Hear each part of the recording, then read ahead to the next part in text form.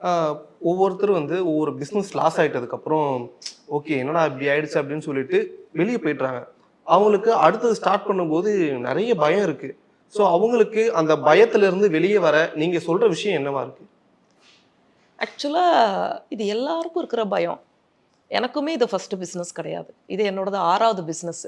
5 பிசினஸ loss பண்ணி 6வது business தான் கொஞ்சம் சக்சஸ் அதான் பார்த்துருக்கேன். 5மே ஹெர்பல் சம்மந்தப்பட்டதா? இல்ல வேற வேற ஃபீல்டு? அதுதான் ஆரம்பத்தில சொன்ன மாரி மசாலா ப்ராடக்ட் பண்ணோம். ம். 5 ஸ்டார் பிராண்டுன்னு சொல்லிட்டு.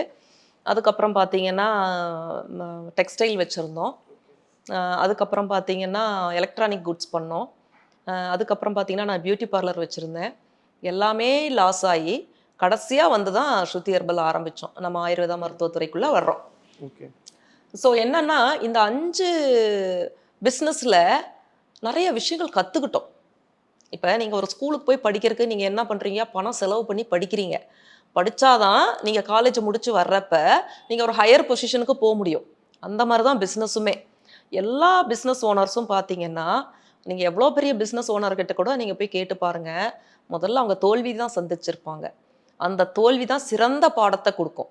அதிலிருந்து ஒரு பாடத்த கத்துக்கிட்டு, அடுத்த பிசினஸ்ல எங்க தோத்தோம், எங்க தப்பு நடந்ததுன்னு நமக்கு தெரியும் இல்லையா? ம். நம்ம பிசினஸ்ல நாம என்ன தப்பு பண்றோம்ன்றது நமக்கு தெரியும் இல்லையா? நமக்கு தெரியாமலாம் எந்த விஷயம் நடக்க போறதில்ல.